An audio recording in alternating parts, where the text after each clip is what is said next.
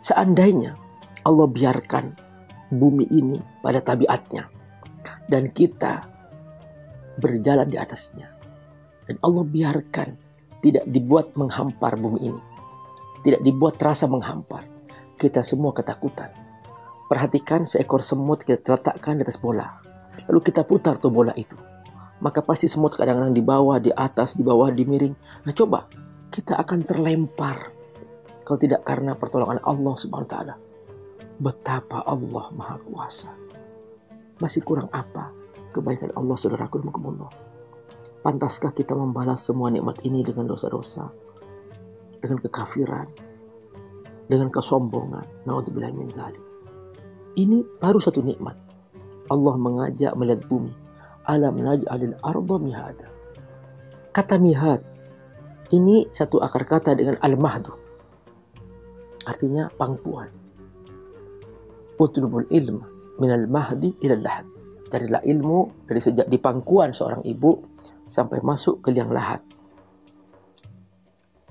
Artinya orang yang berada di atas bumi, dia seperti dipangku, sehingga dia merasa aman. Perhatikan bayi di pangkuan seorang ibu, dia merasa aman. Masya Allah, saudaraku rahimakumullah. Kita dibuat oleh Allah merasa aman di atas bumi. Rasa aman paling menentukan. Seseorang ketika terancam tidak akan pernah bisa berpikir tentang masa depan. Tidak akan pernah berpikir bagaimana membangun rumah, bagaimana membeli mobil. Tidak akan pernah berpikir.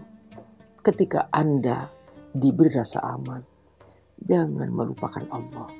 Jangan sampai tidak sholat, jangan sampai tidak berzikir kepadanya, jangan sampai merasa dirinya hebat. Tidak, saudaraku rahimakumullah. Alam naj'alil arda mihada. Semua rasa aman, ketenangan ini dari Allah, nikmat tak terhingga. Apapun yang kita miliki, mau uang berlimpah, rumah mewah, semua itu menjadi nol ketika Allah cabut rasa aman. Alam naj'alil arda mihada. Nikmat luar biasa Allah memberikan kepada kita. Bersyukurlah, balaslah dengan ketaatan kepada Allah. Jangan seperti orang yang merasa dirinya sudah cukup tanpa Allah, sehingga merasa bebas di muka bumi berbuat dosa apa saja. Na'udzubillah min dzalik. Yang kedua, Allah menyebutkan tentang gunung. Kita diajak jalan-jalan melihat gunung. Bahasa Arabnya gunung, al-jibal. Jamak daripada jabal. Kalau kita ke Mekah, kita menemukan di sana ada pemandangan namanya Jabal Nur, yaitu Gunung Nur. Jabal Thaur, Gunung Thaur. Nah itu jabal. Nah ternyata saudaraku rahimakumullah, gunung ini Allah pastikan bahwa ini adalah pasak bagi bumi. Wal jibala autada.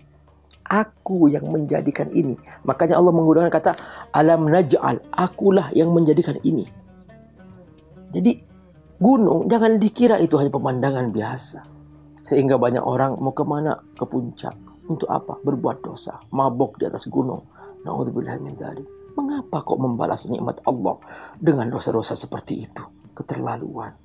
Tidak punya perasaan. Tidak berpikir. Tidak menggunakan akalnya. Sampai seperti itu. Membalas keindahan gunung yang begitu luar biasa. Dengan dosa-dosa. Kata Allah, ini gunung aku ciptakan untuk pasak bumi. Wal jibala autada. Karena itu, nanti ketika Allah Subhanahu wa Ta'ala mendatangkan hari kiamat, Allah cabut semua gunung-gunung ini dari akarnya. Begitulah Allah Subhanahu wa Ta'ala menyebutkan dalam surah yang sama, yaitu Allah berfirman, wasuyiratil jibalu fakanat saraba. Nanti ketika hari kiamat terjadi, aku akan cabut gunung ini dari akarnya dan aku akan hancurkan sehancur-hancurnya sampai nampak seperti fata morgana. Wasuyiratil jibal fakanat saraba. Masya Allah, sarab artinya fata morgana. Artinya apa? Bahwa bumi ini akan Allah hancurkan supaya pindah dari dunia ke alam akhirat. Nah, syarat untuk pindah ke alam akhirat harus hancur dunia dulu. Mengapa? Karena dunia daru amal, dunia tempat beramal. Akhirat tempat mendapatkan balasan. Ad-dunya daru amal wala jaza. Dunia tempat beramal, nggak ada balasannya. Wal akhiratu daru jaza wala aman. Akhirat tempat balasan tapi nggak ada amal. Jadi seandainya nanti di akhirat ada orang mengatakan bahwa ya Allah izinkan aku baca Quran. Kata Allah, no, closed. Di akhirat nggak ada baca Quran. Ya Allah izinkan aku baca Quran 1 halaman saja. No, closed. Nggak ada baca Quran. Izinkan aku baca Quran 1 ayat ya Allah. No, closed. Nggak ada di alam akhirat baca Quran. Sudah ditutup oleh Allah Subhanahu wa ta'ala. Kalau ingin baca Quran sekarang, mumpung kita masih hidup, jangan ditunda-tunda, jangan diakhir-akhirkan. Mau sholat 1 rakaat, nggak bisa, closed. Sekarang saatnya kita beribadah kepada Allah. Sementara cara kita bersyukur kepada Allah. Makanya Allah ajak kita selalu untuk melihat nikmat-nikmatnya, melihat gunung, wal jibal autada. Sadari bahwa setiap kita melihat gunung, kita bertakbir Allahu Akbar, Allahu Akbar, Allahu Akbar. Nikmat Allah menjaga bumi ini, dipasak oleh Allah bumi ini seperti sebuah meja. Perhatikan meja ini meja. Kenapa kok bisa tegak? Karena dia ada mur-murnya yang dipasangkan. Coba dibuka mur itu, semuanya menjadi buyar. Sama, bumi ini bertahan menjadi utuh karena ada pasaknya. Itulah gunung. Wal jibala autada. Nikmat tak terhingga. Masya Allah. Allahu Akbar. Karena itu sunnah kita kalau naik gunung bertakbirlah. Allahu Akbar, Allahu Akbar, Allahu Akbar. Karena kita apa? Kita melihat nikmat Allah yang besar. Kita ucapkan. Dari atas gunung kita ucapkan. Rabbana ma khalaqta hadza batila. Subhanaka faqina adzabannar. Ya Allah, ternyata semua ini tidak kau ciptakan untuk kesia-siaan. Maka jagalah kami ya Allah dari api neraka. Ini cara kita melihat nikmat Allah Subhanahu wa ta'ala. Setelah itu kita diajak oleh jalan-jalan untuk melihat diri kita sendiri. Kita menemukan diri kita kok tiba-tiba, kok ada laki, ada perempuan. Oh, subhanallah. Kita nih berpasang-pasangan. Iya. Banyak orang salah paham. Disangkanya pasang-pasangan itu untuk bercinta-cintaan, berbuat maksiat, berbuat zina. Ini salah paham. Jangan begitu.